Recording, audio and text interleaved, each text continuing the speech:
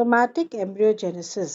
आज की क्लास के अंदर हम लोग टिश्यू कल्चर के तहत एक और इम्पोर्टेंट टॉपिक करेंगे जिसको कि हम सोमैटिक एम्ब्रियोजेनेसिस कहते हैं। सोमैटिक मतलब होता है कायिक और एम्ब्रियोजेनेसिस का मतलब होता है एम्ब्रियो का बनना। तो इस प्रकार का साइंस जहाँ पर कि कायिक कोशिकाओं के अंदर भ्रूण का निर्माण होता है उसको हम लोग जो है वो सोमैटिक एम्ब्रियोजेनेसिस कहते हैं। Somatic embryogenesis is an artificial process in which a plant or embryo is derived from a single somatic cell. No endosperm or seed coat is formed around a somatic embryo. Somatic embryos are also called embryoids. इस विधि के अंतर्गत पौधों की कायिक कोशिकाओं पर अंगों का संवर्धन माध्यम में भ्रूण का निर्माण होता है। ऐसे भ्रूण कायिक भ्रूण या भ्रूणाभ कहलाते हैं। इस विधि में कायिक भ्रूण में भ्रूण कोश व बीज चोल निर्मित नहीं होता है। Somatic embryos do not have seed coat and endosperm. Somatic embryos behave like normal embryos and are bipolar, i.e. root and shoot formation occurs simultaneously. Somatic embryos are encapsulated to form the artificial seeds. कायिक भ्रूण युग्मन जीव भ्रूण की भांति द्विध्रुवीय होते हैं तथा इसके अंकुरण पर जड़ व प्ररोह का निर्माण एक साथ होता है। कायिक भ्रूणों को संपुटित कर बृहद स्तर पर कृत्रिम बीज का निर्माण होता है। Somatic embryos are form from somatic cells while zygotic embryos are formed from reproductive cells. कायिक भ्रूण का निर्माण कायिक कोशिकाओं से होता है और लैंगिक भ्रूण का निर्माण जनन कोशिकाओं से होता है। अगर कोई सोमैटिक सेल एम्ब्रियो का निर्माण कर रही है तो उस प्रकार के एम्ब्रियो के फॉर्मेशन को हम लोग सोमैटिक एम्ब्रियोजेनेसिस के अधीन रखते हैं। Somatic embryogenesis is of two types. Somatic embryogenesis दो प्रकार का होता है। एक होता है डायरेक्ट एम्ब्रियोजेनेसिस और दूसरा होता है इनडायरेक्ट एम्ब्रियोजेनेसिस या प्रत्यक्ष भ्रूण जनन। डायरेक्ट एम्ब्रियोजेनेसिस और इनडायरेक्ट एम्ब्रियोजेनेसिस को हम लोग अप्रत्यक्ष भ्रूण जनन कहते हैं। नाम से ही स्पष्ट है, अगर हमारे पास में एम्ब्रॉइड्स का निर्माण सीधा कर्तोत्तक पर या एक्स प्लांट पर होता है तो उसको हम लोग डायरेक्ट एम्ब्रियोजेनेसिस कहते हैं। मतलब कि अगर हम पौधे के कोई भाग को मीडियम के ऊपर रखते हैं और उस पौधे के भाग पर अगर हम लोग एम्ब्रियोज या भ्रूण का निर्माण कर रहे हैं डायरेक्टली तो वो डायरेक्ट एम्ब्रियोजेनेसिस कहलाता है। दूसरी तरफ इनडायरेक्ट एम्ब्रियोजेनेसिस अप्रत्यक्ष भ्रूण जनन, इसके अंदर एक्स प्लांट को पहले मीडियम के अंदर रखकर हम लोग कैलस का निर्माण करते हैं और इस कैलस के ऊपर फिर अगर भ्रूण का निर्माण या एम्ब्रियो का निर्माण हो रहा है तो हम उसको इनडायरेक्ट सोमैटिक एम्ब्रियोजेनेसिस के नाम से हम जानते हैं।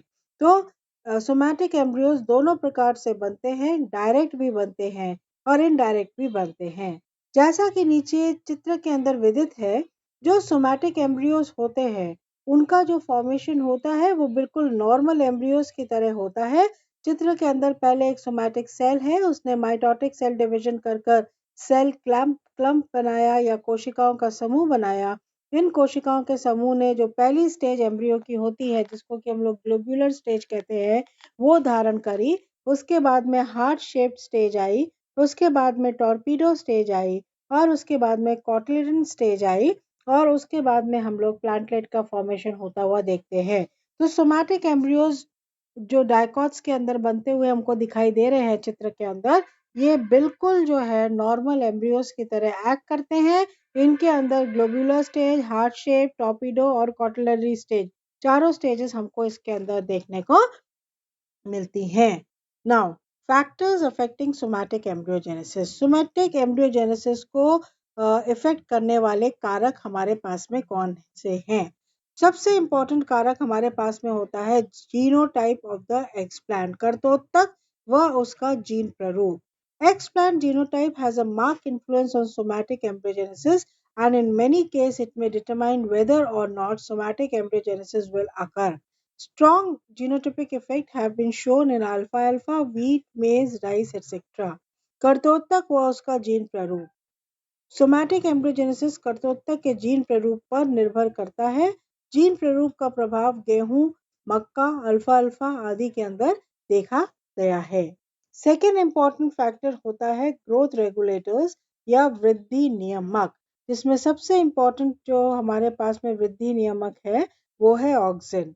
ऑक्सिन जो होता है वो सोमैटो एम्ब्रियोजेनेसिस के लिए बहुत ज़रूरी होता है, और ऑक्सिन का हम जो फॉर्म प्रयोग में लेते हैं वो हमारे पास में 2,4-D है।